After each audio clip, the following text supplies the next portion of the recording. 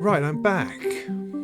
I told myself that I would try to do this often. I would try to relay and relate this process as I'm going from zero to hero, from nothing into performing at Synth in a couple of weeks. So I have to be. I feel I have to be honest. I feel I have to tell it how it is, rather than curate it into some nice little journey that results in this awesome performance. And anyway, that's down the line. So all I'm saying is that I will try my best to commit to producing these little videos as I go. Just when something goes, this is worth talking about. This is worth talking about. So where am I? Well, last night we had this wonderful conversation with Paulie and Robbie about 80s music, which was very cool. I had a lovely live stream, lovely time. After that, I got to work on my rig, thinking, oh, I know, I'll just play with a couple of things, tease it and toy with it to see where I can get to. I got nowhere. In fact, I felt I regressed. I was looking at things on here that I know and I understand, and I couldn't seem to get anything to gel, anything to work. Couldn't get a simple bass line. I wasn't happy with it. Every now and again I seem to lose the ability to use an envelope on a filter to make it sound like a filter. And you're looking at it going, it's just an oscillator into a filter with an envelope being triggered. Why does that not sound like it's supposed to sound like? Things start sounding harsh, things sound wrong, they lose their bounce. What happened to the bounce? I can happily sit down with any of these modules on its own in a little rack with perhaps a couple of extra pieces and make it sound nice. I can do that. So why, when faced with this, was I struggling to get anything? It was just mush. It was just infuriating, inconsequential nonsense. I played a lot with the chord pilot and the polycinematic. Now these are new. I haven't played with the polycinematic for a while because I don't really have anything that runs it particularly well. So it's sort of dropped out of my rack, and so I haven't played with it since I did that big video on it a while back. And it's a great module for what it is and what it does. But also it takes a little bit of thinking about and actually into working out how to get the sounds out of it that you're after. The chord pilot is similar. I know what it's doing, I know what it's attempting to do, and trying to get those two to work together, I can see how it can. I just was not gelling with it. I was not finding a way in. Something flying around. That's nice. And so again, it was generating a harsh mush that I couldn't seem to do, and I was throwing different CVs in to see if I could select the buttons properly, because I don't want to use the MIDI in, I don't want to control it via MIDI, I just want it to have a store of chords that can then come out. But then I found some interest in the arpeggiator, sort of, and in the strumming, sort of, but nothing satisfying. Now this has nothing to do with whether these modules are any good, it's purely to do with my interaction with them at this time. I am sure when I sit down and do a review of this module, it will be a very different experience. But in this context, I don't know what the heck it was doing. And then Nautilus. Now, Nautilus, as I understand it, is some kind of delay. I mean, it's been knocking around in my rack for a little while, and I absolutely plan and intend to do a proper review of it, but I haven't given it any mind. So I just kind of put it on and I turn a few things and kind of hope for a delay that I never seem to find, and then so I ignore it. So I was kind of feeling that the polycinematic through this would create this swelling sound bed of something, and no, it's really not. It's not. At least last night. And then the stochastic inspiration generator, which is my saviour of a module. I couldn't seem to get anything out of that either. I lost complete track of what it was trying to achieve, and I need to go back and think about it and remind myself of what all the different bits do. And that's sort of given you an inkling into the problem that I've set myself. Then my 8-step sequencer, as I say, I couldn't get the bass line going. I can go through each of these modules and tell you why they were not working for me. and how troubling that is, and how little sleep I had thinking about it, and how here I am back today when I should be over there working. I've got deadlines and work to do, and I feel I have to sit down and try again. And so I have. So I pulled everything off and thought about it again. Because, I mean, the Surface, one of my favourite modules that I use in everything, it was just a mush. Why couldn't I couldn't find the melody. I couldn't find the thing that I've done time and time and time again. I could not find it. I don't know. Then I come to PAMs. Now, I'm not a big fan of multifunctional modules. I'm just not. They don't thrill me or give me joy. PAMs is growing on me immensely. You know, once you get over that initial, what the heck is this interface about? How do I get, press button, oh, hold button, hold. Oh, there I am, okay. Once you get over that initial, what the heck is going on, you discover it has all sorts of things inside. It doesn't have everything that I thought it might, but it also has a lot more that I didn't know it had. And that's got really interesting. But also, I've never needed it before. Why do I feel I need it now? So yesterday I had all 8 channels doing 8 completely different things, creating this nonsense that I heard. You know, that was fundamental to the crap that was going on.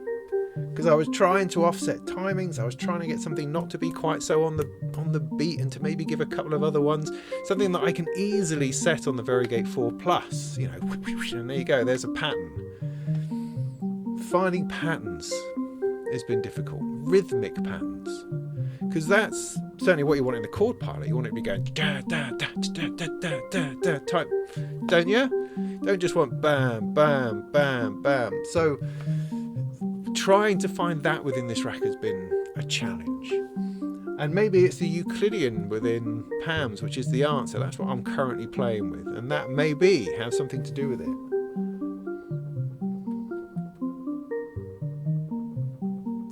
But definitely what I felt after last night is I had too much going on. And that was overwhelming everything. Conversely, when faced with my larger rack, with all those things there, I can find things, I can develop things. And I find that actually easier. Whereas here, with my limited lack of choice, I have to work with what I've got. I have to forge it into something. Keep going at it. I can't just switch to something else because there isn't anything else. So I think, or I feel my task is to try to find combinations that work and then somehow remember those and use them again. So rather than having everything plugged in and then plug another thing and then plug another thing in and trying to, get this big thing going on, I just need to focus on one thing. Just do one thing. And see how that works. And see whether that's something that could be part of a larger patch. Well, at least that's this morning's. That's what I'm thinking this morning. I don't know. It might change by this afternoon. Who knows? Who knows? But I just wanted to show you what I came to. So this morning I reset PAMs because it was all over the place. Found the reset button. That's a really good feature, I have to say. Then I started working on the Crazy Chicken 6 Eyes, because I know there's something interesting in here, and I was not able to find it. It just seemed to be a tad boring. But just now, this melody that you can hear, perhaps in the background, is just an absolute joy. How did I arrive at that? Well, making things simpler. Also working out this quad quantizer, because the Tanglefoot Tenderfoot quantizer is great because you've got 4 channels going through the same quantization. So if you have 4 voices, it's perfect for keeping everything on the same scale. But what that scale is a bit confusing, exactly. And I'm not always sure what I'm doing with it, but I seem to have latched upon kind of what I'm after. I'm kind of after a blues scale, ultimately. Maybe a slightly majory bluesy scale. And that seems to be what's going on at the moment. So that's the thing. So it's almost like you've got to conquer each module in turn. Perhaps. Or they're going to conquer you. One or the other, but you need an interaction that's going to work. So that's nice. Initially I had this going into the surface, which again wasn't really doing it for me. Too much of a twang, too much of something. I don't know. Maybe that's going to drop out of my rig. I'm not sure at this moment. So then I've put it into the pizza. Now I had a really great time reviewing the pizza. I thought it was a phenomenal module. But when I've tried to use it in a patch, it seems too big and overwhelming. It seems to be doing too much. So I brought my focus back to it to try to find some sweet tones, which I have. It's got this lovely little bing to it. But I also know that with the slightest touch of something, it will move into something else. The timbres will pour out of it, and that's quite exciting. It's a sort of module that you think something awesome, potentially, or catastrophic will happen if I move this thing. So then I started to play around with some envelopes to try to see if I could just put in a little bit of modulation.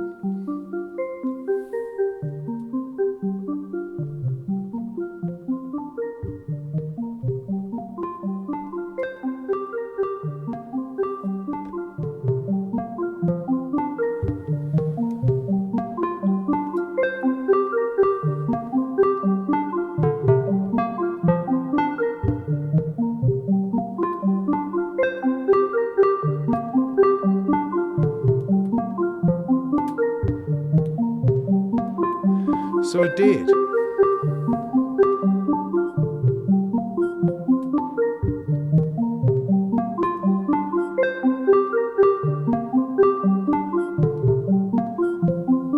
Now, as usual, I struggle with envelopes. Always have, always seem to. I don't quite know why. So I've got my new envelope here, the one that I built, the ST modular one. And, you know, for an envelope, for this sort of bleepy bloopiness, I just want a note that decays. A note that decays. A blip. Just want a blip, man. That's all I want. Give me a blip. And I find it really hard sometimes to do that with an ADSR. It's like because you got, the attack. I understand attack. Attack's fine. Got your attack, yeah? That's alright. Then decay. Decay seems to be a completely random factor. I expect to go, boom, decay. So you try to, and it doesn't seem to be there. Decay tends to be, whether you like it or not, it just goes straight down. Or, if you bring the sustain in, it doesn't do anything. So it's not even there, not even a function. It still mystifies me. Less so in a synthesizer. For some reason, in a synthesizer, it works. In modular, I don't know. I really don't know. But, I was able to work it and bend it into something. But then I discovered there's envelopes in pounds. Are they really? No, they're shapes in pounds. But you can use that as the shape of the trigger, essentially, that's coming out. So rather than having just a gate that goes on and off coming from pounds, I've got a boom, that shape. And I've increased the width, and it gives me this.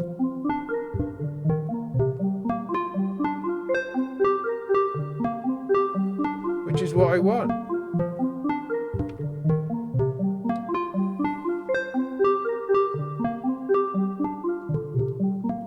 It just gives me a bump and a decay. Now, meanwhile, I've got my ST modular envelope controlling the VCA over here, the Aikido from Basso Instruments.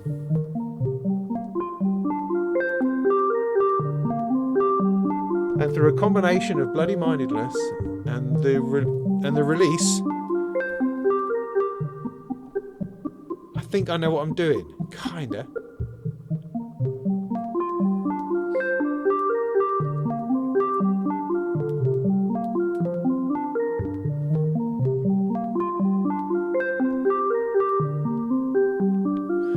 what ends up being the key is to have these offset rhythms.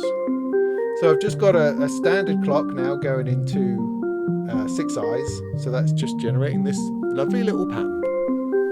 And I'm too scared to touch it now, although I will do in a minute. And that's just running through. But to get that different rhythm into the envelope, which I've patched in to the ring mod, who uses a ring mod? So the ring modulation on the pizza seems to be giving it this vibe. It's not on purpose, I just happened to be on that setting when I plugged it in, and I thought, because I was going to do wave folding, and it just sort of sounded really nice, so let's keep that. So yeah, one day I'll do a proper video on ring modulation so that we can all learn what the heck that's about.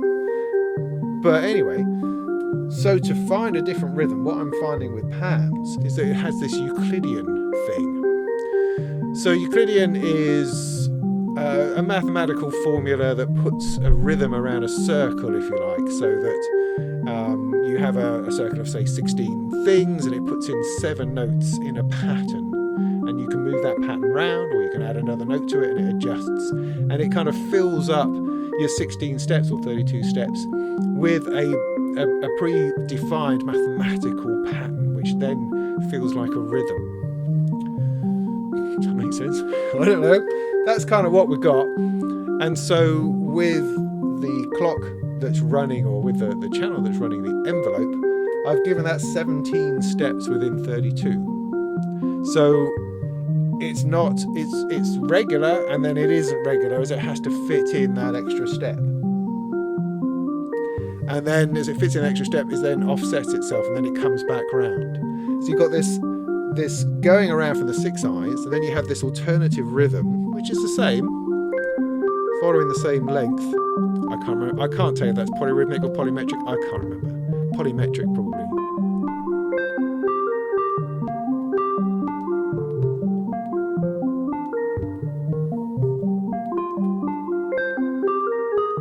Ooh, that was a weird note. So it's mostly on the beat, or for half the time it's on the beat. And then it does a little trip, and then it comes off the beat. It's really quite lovely.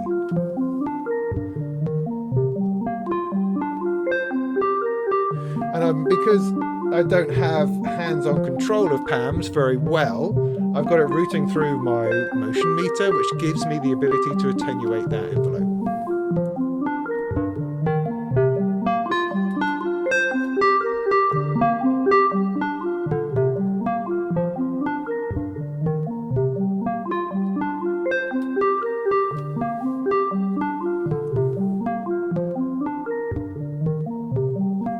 And of course, the pizza is just a little tiny push away from sounding different.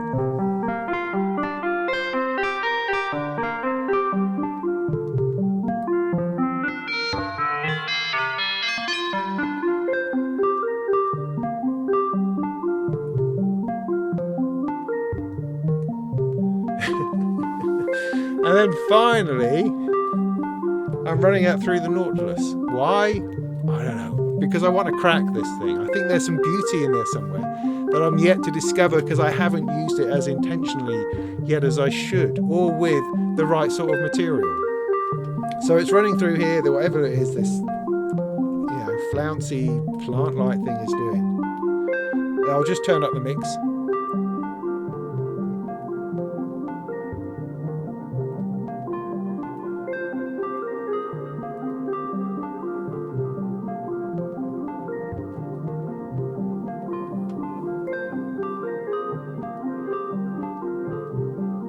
It's interesting, it's found a note. The quantizer is just starting to shift.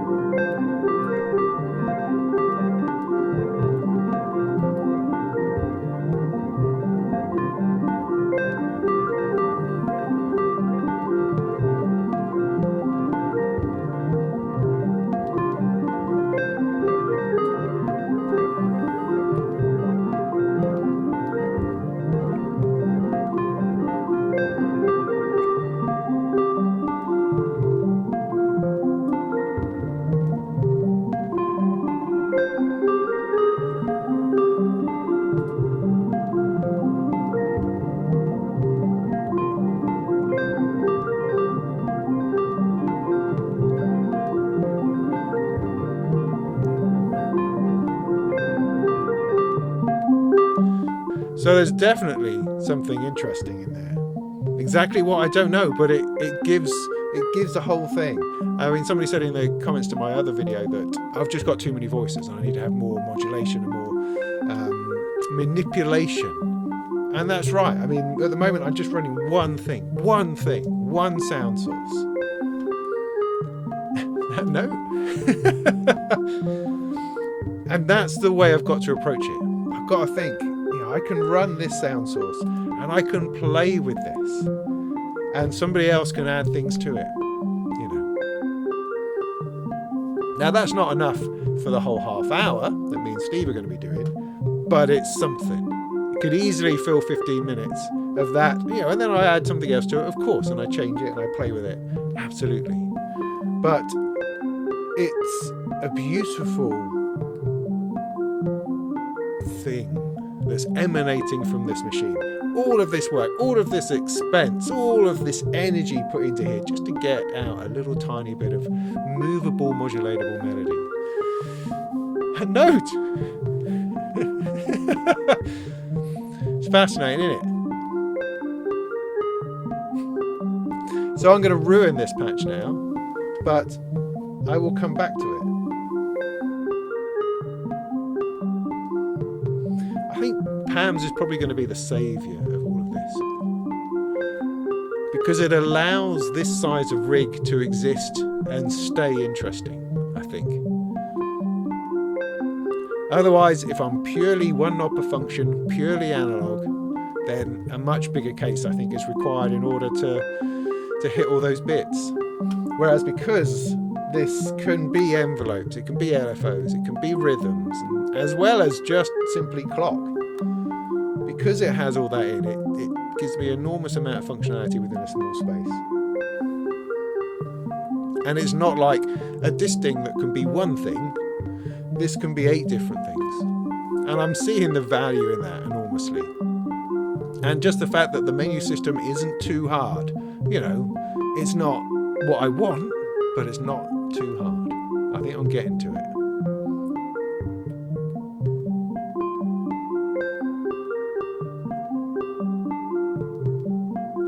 So that'll do for this morning's sermon. Thank you very much. I will work on it. I'm going to work out this chord pilot thing. I'm going to give that some more time. Six Eyes has now declared itself useful, as has the pizza. I knew it would be. So that's I like all of that. In some ways I want to just stick all that stuff just together by itself rather than have it scattered around. Don't know. So this area here, this may yet be replaced by the Deccar's voice, which is kind of like my backup. I was thinking, if I'm not getting anywhere, I'll stick in the Deccar's voice, because it has, you can just run that and run something interesting to it. And that's a good thing in any case. I was just, wanting to push out a little bit with something else. But we shall see. The SIG as well.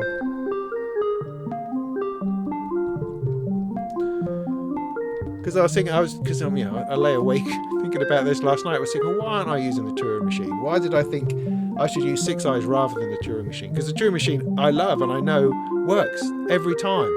Why am I not using it? Why did I think I shouldn't?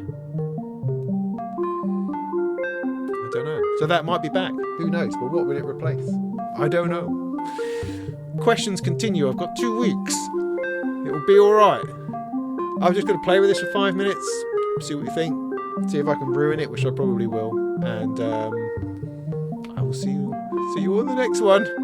Go make some tunes and stuff.